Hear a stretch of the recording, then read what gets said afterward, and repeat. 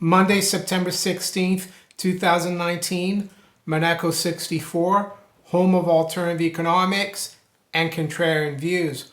So for the last 17 years, I've been following the gold market since 2002, and I followed it especially closely when I was in the city of London working as a futures and options broker. Precious metals were not my business at work. I did own precious metals personally and privately, and I followed the market at work because in front of a screen, following all markets, you can follow gold. My business was the bond market, bond futures, government bond futures, and interest rates. And I kept a very close eye on gold. After I started buying it in 2002, I bought Krugerrands. Those were the first coins I ever bought. 1 ounce gold Krugerrands. At the time, they cost me 222 pounds, 1 ounce. I think now they're going to cost you, put you back over 1,200 pounds, right? So not a bad decision. I just wish I'd bought more. Anyway, ever since that time, I'd been in the market for over 12 years. I followed bond markets, currency markets, stock markets, and started following gold in 2002. And I started noticing some patterns that were highly unusual, that weren't random, like normal free markets should be. One example was usually before the COMEX floor open. Of course, there is no floor anymore for the gold futures contract, but the floor open used to be at 1:20 p.m. London or 8:20 a.m. New York. And almost every time the market opened at that time, gold would be brought down. Yeah, gold was trading prior to that on the screens or in the pre-market or also in the spot market, but almost every time you could count on gold going off on the COMEX open. You could count on gold going down also towards the close at 6:30 p.m. London or 1:30 p.m. New York. You could count gold to be having a great day in Europe and Asia, and then when the US opened, it would actually go back to unchanged and even go down, right? So there's all these patterns of what I thought was manipulation. And yeah, there are many people, even in the gold market, people that I respect, that think there is no such thing as gold manipulation. So why am I talking about this today? Well, I've just seen a headline that's just flashed on my FT email. And I know I don't like the FT, but I do subscribe to it because it does give good, fresh news about finance and markets. But believe me, it is a globalist institution. Nevertheless, it's just come out, and I'll read. DOJ charges 3 JP Morgan metals traders with market manipulation. So there you go, Mr. Moriarty, Bob Moriarty. And I like Bob Moriarty. I like his website, 321gold.com. I've been following that website probably since 2002. But the other day he did an interview with someone and said that he's going to write a book just to prove to people that there is no manipulation in the gold and silver market, right? You're going to have to change that idea of yours, Mr. Moriarty. So there we go. Let's have a look what's happened here. U.S. prosecutors uncover massive multi-year scheme to defraud customers. Wow, that's JP Morgan. I'm sure Jamie Dimon will be okay. I think they found some scapegoats. So let's have a look at this story then that's just come out. The global head of precious metals trading at JP Morgan, one of the biggest bullion banks in the world, has been charged by U.S. prosecutors with running an 8-year conspiracy to manipulate the global precious metals markets and defraud its customers. Michael Novak, 45, a JP Morgan veteran who ran the bank's global precious metals trading desk, was charged along with 2 traders of a massive multi-year scheme to manipulate the market for precious metals futures contracts and defraud market participants, Assistant Attorney General Brian Bankowski said. And I would argue this has been going on even before Mr. Novak and his associates, right? But let's focus on what's come out here. The indictment alleges the three traders engaged in widespread spoofing, market manipulation, and fraud while working at JP Morgan. They placed orders they intended to cancel before execution in an effort to create liquidity and drive prices towards orders they wanted to execute on the opposite side of the market. They placed deceptive orders for gold, silver, platinum, palladium futures contracts on the New York Mercantile Exchange, it alleges, or COMEX. Along with HSBC, JP Morgan is one of the banks that dominates global flows of gold and silver trading. JP Morgan declined to comment. And I would argue that this goes a lot further than just spoofing. There's a lot more to this. There's a war against gold, not only through manipulation like the kind JP Morgan is involved in, but also higher up. It would be great if the people investigating this at the DOJ would go further up than Mr. Novak, to a lot higher up, and to the central banks as well, the Federal Reserve. But I doubt they'll do that, because I would say that the central banks and the bullion banks are involved, and they do other things that manipulate the market, like the leasing that they do. Central banks lease gold, and then the banks borrow that gold and they sell it many times over at very important technical levels that stops the price moving further up in gold and silver. Yeah, there is a war against gold. It's always been ongoing. I think Paul Volcker once said, the former chairman of the Federal Reserve, that gold is the enemy, right, of central banks. There's even a great book. I'm going to recommend another book by Ferdinand Lips. He passed away a few years ago. He was a Rothschild banker in Zurich, Switzerland, Ferdinand Lips.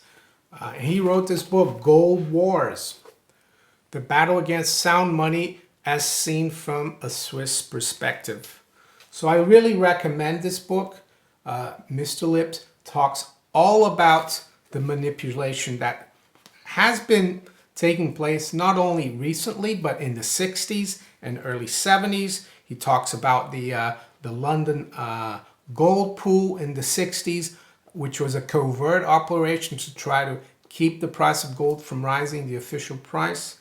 And he talks about the current manipulation, how it's done, the strong dollar policy that started in the 90s through Robert Rubin, how they use gold leasing to keep gold down, right? It's a great book. I recommend it. So what's the conclusion of Mr. Lips? Conclusions by former private banker, security analyst, director of gold mining companies, monetary historian, Swiss patriot, and worried citizen of the world.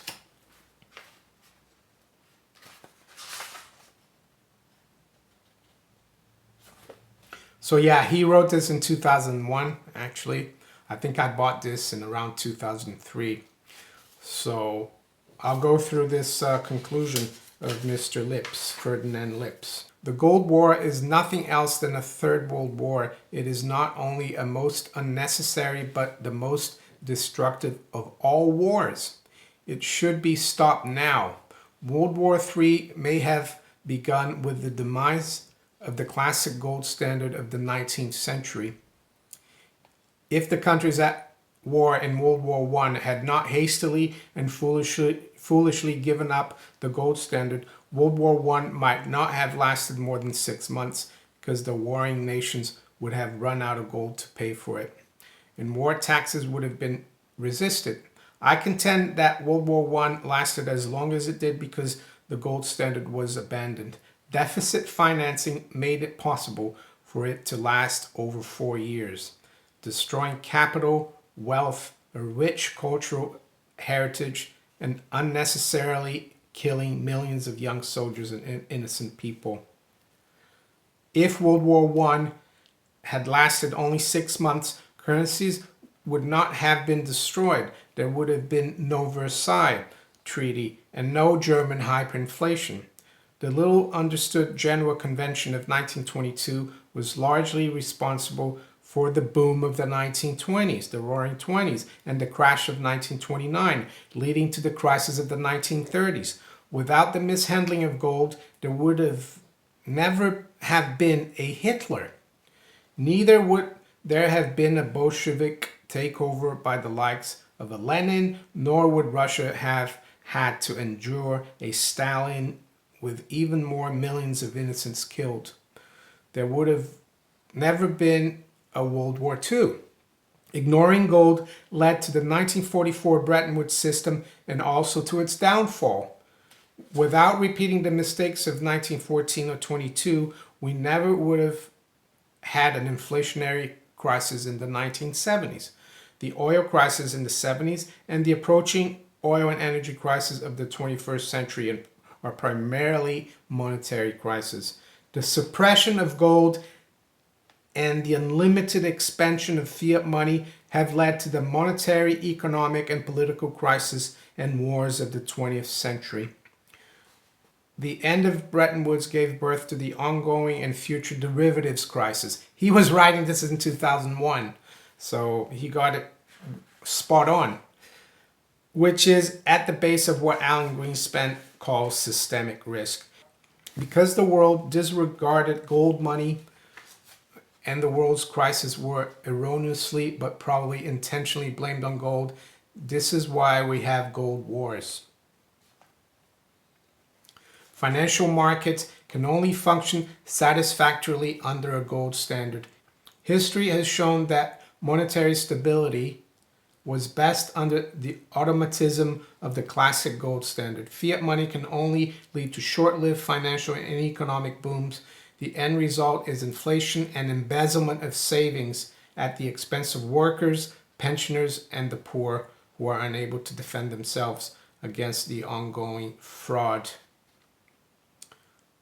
So, how does he conclude here? I'm not going to go through all his conclusions, but he says here, finally, I would like to state that I feel that the world will continue towards an even more precarious situation if nothing is done. As technological advances of all kinds have shown, there are plenty of brilliant minds in the world. There ought to be enough to get us out of the present monetary dark ages. So this was written in 2001 and we're still in the dark ages, but I feel we're getting closer and closer to a point where this monetary system will implode. Is this news about JP Morgan manipulating the gold markets, precious metals, is it significant? I would also say that the best way to fight this manipulation, at least for the general public, if they're interested in precious metals, is to actually buy the physical precious metals. By buying ETFs and futures, you're helping the bullion banks and the central banks who are going to keep fighting against gold. This is not going to stop them fighting against gold, believe me. This is not the end of it. So yeah, why physical gold? Why do you need physical gold? Well, because you take the physical gold out of the market. I know they leverage the gold that they lease, but they won't be able to leverage as much if the general public starts buying physical gold. There are many ways to do that, and I've spoken about it before. There's the vanilla way, which is basically buy the physical gold and silver yourself from bullion dealers or jewelers or coin dealers. And there are other ways as well to buy allocated gold, which is physical gold, and have it stored by a third party, right? I remember when I used to talk about gold manipulation 10, 15 years ago, it was considered a conspiracy theory, but now it's a conspiracy fact. So DOJ's just charged 3 JP Morgan metal traders with market manipulation. If you enjoyed this video, make sure you hit the like button, subscribe to the channel if you haven't yet, and you can also follow me on Twitter, Steemit, and on DTube. I wish you all a great day. Take care. Bye.